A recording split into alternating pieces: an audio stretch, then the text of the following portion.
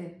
Аз съм адвокат Росица Кавазова и днес ще говорим за случаите, при които НАП ангажира личната отговорност на управителя на едно търговско дружество за задължения на самото дружество.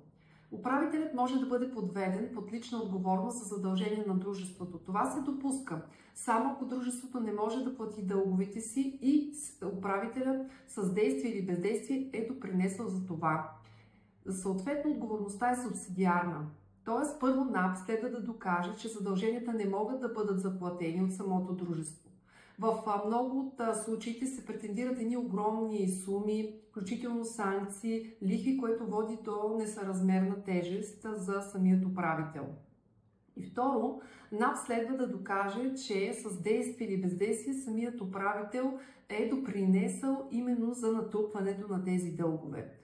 При ангажиране на отговорността на управителя по член 19 от ДОПК, актът може да бъде обжалван по административен ред. Добросъвестното управление и навременната адвокатска защита са решаващи за избягване на личната отговорност. Вие бяхте с адвокат Кавазова.